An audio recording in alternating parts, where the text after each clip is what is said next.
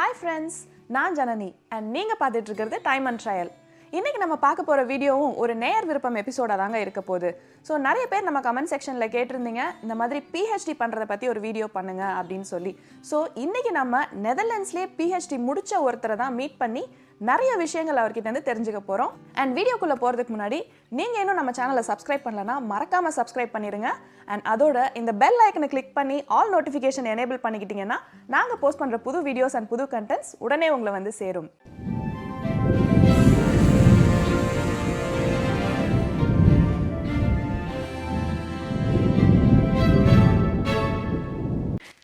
இந்த மாதிரி அழகான தமிழ் டிஷர்ட் வாங்கணும்னு நானும் ரொம்ப நாளாக தேடிட்டு இருந்தேங்க. அங்கி க்ளாத்திங்கில் வந்து இந்த மாதிரி அழகான தமிழ் வாக்கியங்கள் போட்ட டிஷர்ட்ஸ், ட்ராக்ஸ், ஹூடிஸ் இதெல்லாமே அவங்க வச்சிருக்காங்க. அதை தவிர நிறைய ஆக்சசரிஸும் இருக்குது. உங்களுக்கு இதில் இன்ட்ரெஸ்ட் இருந்துச்சுன்னா நீங்கள் டிஸ்கிரிப்ஷனில் இருக்கிற லிங்கை கிளிக் பண்ணி செக் பண்ணி பாருங்க.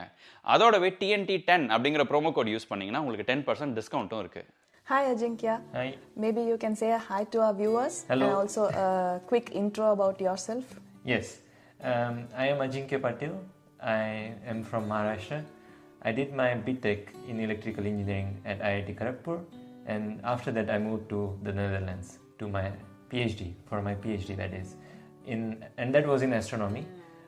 After I finished my PhD, I started working in industry, and that's what I have been doing for the last 5 years. I also run, by the way, a channel myself, a YouTube channel, and that is focused on personal finance and buying a house in the Netherlands. Nice. A peer YouTuber also with us. So we'll also leave the link in description so you can check out their channel as well. Yes. Moving on into the interview. So what is a PhD actually? We would like to know from a layman's point of view to understand what a PhD is. Right. So a PhD is basically the highest academic qualification that anyone can have. It's all about research basically. So you research a specific topic or a field, and you actually do your own contribution to the advancement of that field. And you summarize that as a thesis, and that's what a PhD basically is. So a PhD goes in 3 steps, typically speaking. In the first step, you try to learn about what is the latest research in the topic that you want to work in. Okay. And the next part is probably the longest phase of a PhD. That's where you try to do your own contribution. So you build on what is already existing as knowledge in that field. And as a third part, you try to summarize this in a thesis, and you defend it typically in front of a committee. Okay. And that's when you get a PhD degree. Okay. And eventually you also get to be called as a doctor, right? That is correct, yeah. Although you are not really that useful as a real doctor. But yes, yeah. Generally, you do your PhD at an university. However, that doesn't restrict you to do your research at a company or a research institute. So what I mean by that is, of course, the degree itself will come from an university, but you can agree to have a collaboration with a company or a research institute and do your research work there. But then in the end, summarize your thesis and submit it to the university. So this is actually more or less similar to how we did our thesis for our master's degree. Yeah, so we also had to work in a company, and we had to bring the results and do a thesis and defense and things like that. So I think this is pretty much it's very similar. Yes, that's right. So why did you choose Netherlands for PhD? What was the motivation for you? Yeah, so there are actually 2 reasons if I look at it. The first one is very specific to what I was working on during my PhD, and the second one is more generic towards Netherlands. So the first one is that I wanted to do a PhD in a subfield of astronomy, which is called radio astronomy, and Netherlands is a leader or one of the leaders in that field. And they were just building a new telescope at that time, and that's why it was a good place to do a PhD, I thought. So that's a very specific reason, and that is often a reason when you choose where to do your PhD, because you might be interested in working in a particular field, and an university or a country might be working in that field or might be a leader in that, and so you might choose that. The second one is a little more generic, and that has to do with the way PhD works in the Netherlands. So one option to do a PhD in the Netherlands is to actually become an employee of that university. And what it means is it just gives you a lot more security in terms of having a paid PhD. So while you are doing a PhD, you get paid. and being an employee gives you sort of more financial security, let's say. course. And so that's the second reason why I chose the Netherlands. Oh, that's nice. So, is this the case only in Netherlands that we get paid for doing this PhD, or is it also in other European countries? In most countries in the world, you would typically get paid for doing a PhD. The difference is, though, that in the Netherlands and many of the European countries, is that you might be an employee of the university, and that means you get a salary, a regular salary. Whereas in some other countries, and also some of the PhDs in the Netherlands are as students, and you get paid as a stipend or a scholarship, and so you might still get paid. The difference is whether you get a salary versus a scholarship, and the security that comes with it. Okay. For doing this PhD, how long does it really take? That's a good question. There is no standard answer to it, and that's because the nature of PhD again. Because it's about research, and there is no guarantee if you work on a topic for 1, 2, or 4 years, you will get new insights or answers, right? So given that uncertainty, there is no fixed time like a master's or bachelor's. If you do it for 4 years, that you will get a PhD. Okay. But typically it's considered 4 years in the Netherlands because that's the minimum you start with. Okay. And you're also expected to finish, but it's often very challenging, and depending on the fields it may be shorter or longer. Okay. So I did my PhD in 4 years and 3 months, but it's not uncommon to take 5 or 6 years because it's just maybe it takes more time to get results and new insights in research. Yeah, so what I talked about is in the Netherlands, right? That typically it's minimum 4 years. It can be different in different countries. In some countries, example Germany, can be 3 years also, if you can finish it, that is, if you have enough results to finish, that is. In some countries it can be longer. Okay.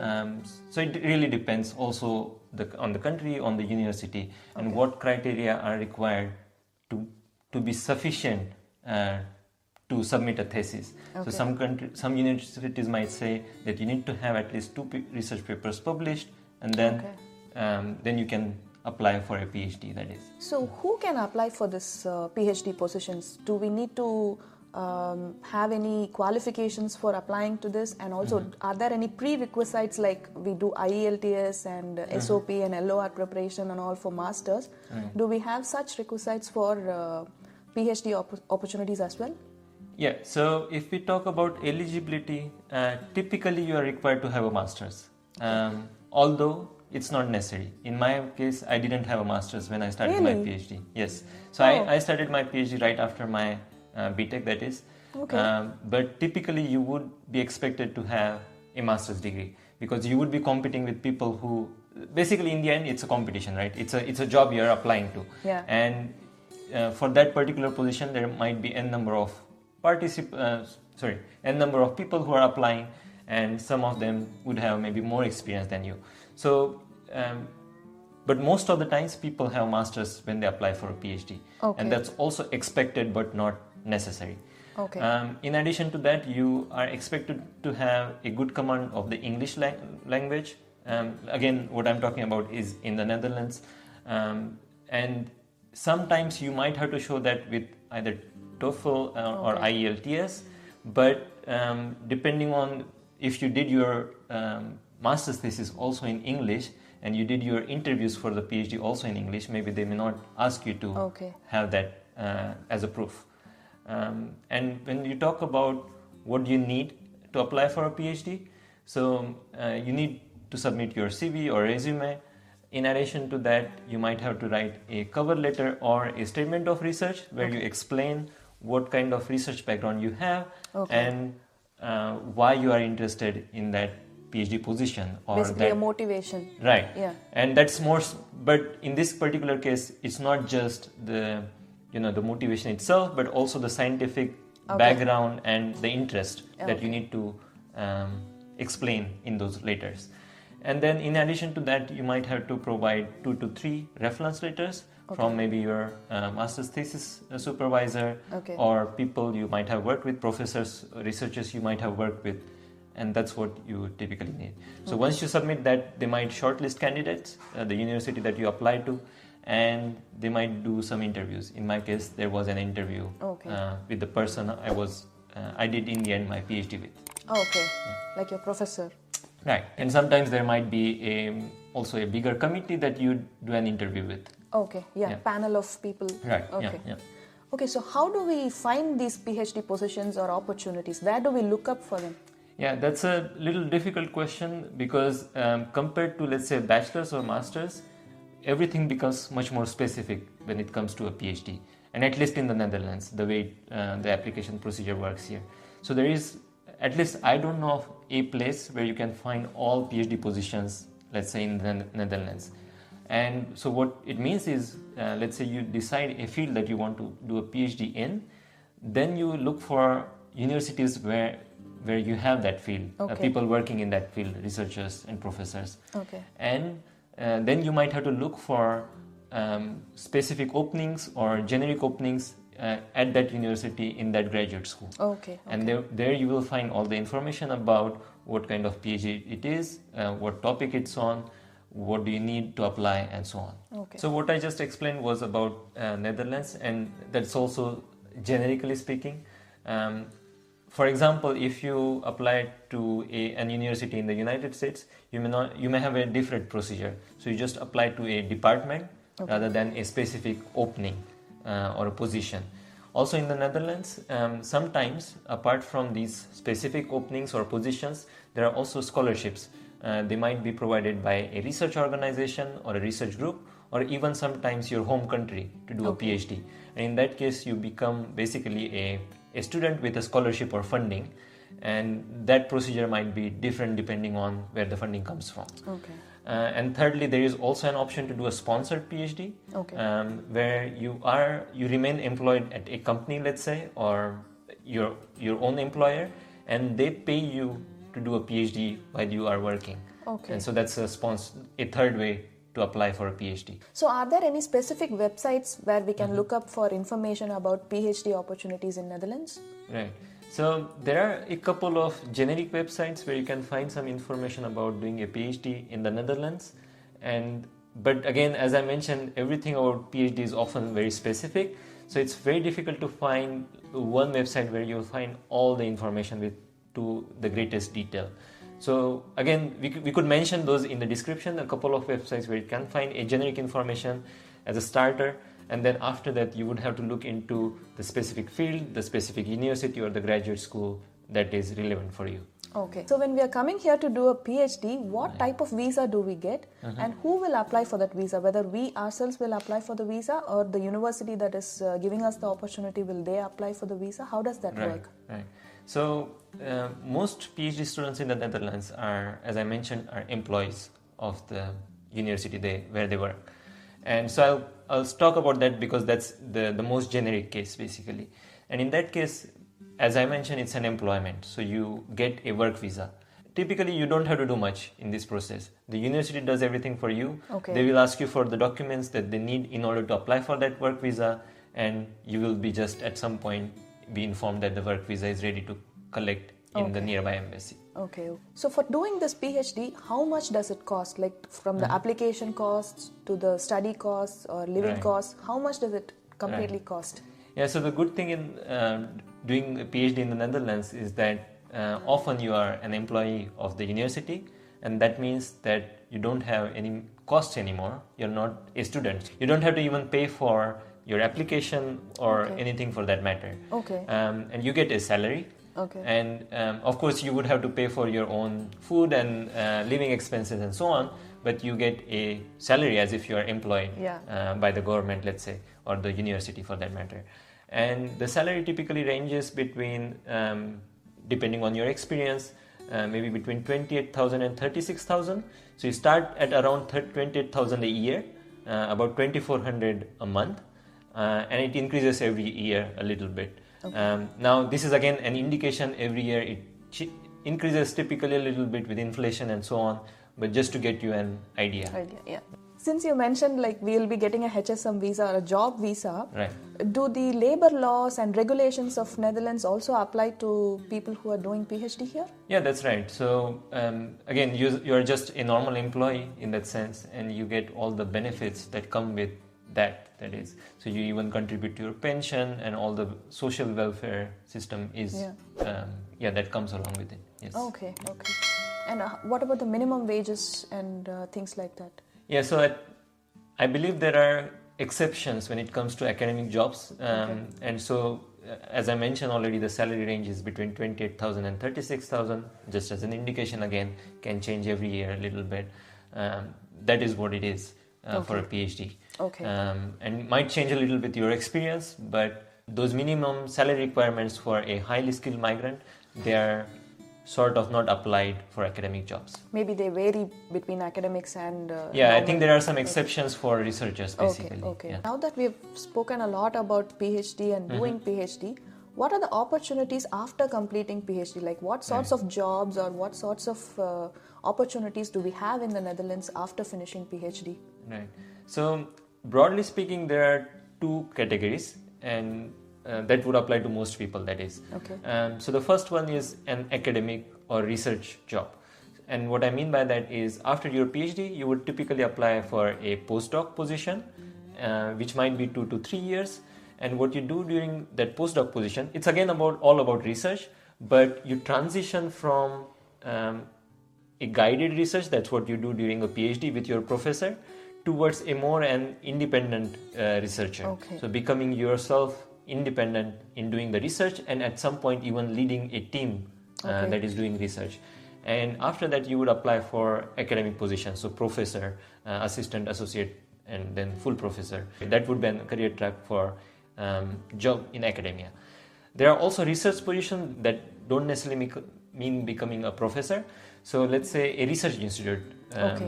So for example, in astronomy, there are research institutes from the government where they do research, but they are not necessarily also professors. So they are then scientists or researchers. And you still do research, but you may not be a professor, so you may or may not teach, but only focus on research in that case. Okay. The second broad category is in industry, and then it depends on what you did your PhD in. So someone who did, let's say, PhD in chemistry could work at a chemical company for that matter. But again, that's not necessary. There are technical companies in general who like to hire PhDs from different fields. Like in my case, I did my PhD in astronomy, and I work in a company now that makes machines for the semiconductor industry. And then, broadly speaking, anything and everything is possible. So people go into finance, consulting, but anything and everything is possible for a particular person. So if one has completed PhD in India and wants to work here in Netherlands versus somebody who has done the PhD here in the Netherlands, how does the job market consider these two candidates? How do they have the job opportunities here? Right. So again, let's talk about the two broad categories you talked about, right? Academia or research jobs, and then industry. So when it comes to academia and research jobs, it may not matter too much because it's all about your research work that you did during PhD, the papers you published, and your references. And so it's not uncommon for someone to do a PhD in India and then come here for a postdoc or a research job. It might be a little different when it comes to industry though. For industry, it might be easier to get a job if you have done a degree here, and that is also true for PhD. I would imagine that's the case for bachelor's or master's, and so is the case for PhD. It's just because for companies, it's very easy to know about what you did, right? So they know the universities here, so it's easy for them to vet candidates basically. It might be more difficult if you're coming from without an industrial experience, that is, if you are coming directly from a PhD from India and apply here, that I would imagine is challenging. What would be the top universities that you would recommend for applying for this PhD positions? For example, many of our viewers keep asking us about agriculture and opportunities in that field. So from your perspective, do you think, what are the top universities that come to your mind when you think about applying for PhD opportunities? Right. So it's difficult to give a generic answer to such a question, again, because everything is very specific when it comes to a PhD. So in Netherlands, for every field, there are a couple of universities that do work in that field. So if you consider, let's say, engineering, there are 3 universities in Delft, in Eindhoven, and in Enschede. Similarly, if you talk about agriculture, the one university I know is Wageningen, but there might also be some work done in Utrecht and Maastricht. So it really depends on what field you want to do your PhD in. And for that field, there might be 2 or 3 options or 4 options in the Netherlands where that field is offered. And then you would look for that. So it's not that there are, let's say, top universities. It really depends on the field that you want to work in. So thanks a lot for your time and lots of information, Ajinkya. I think it will be really useful for our many of our viewers who've been asking us a lot of questions about PhD.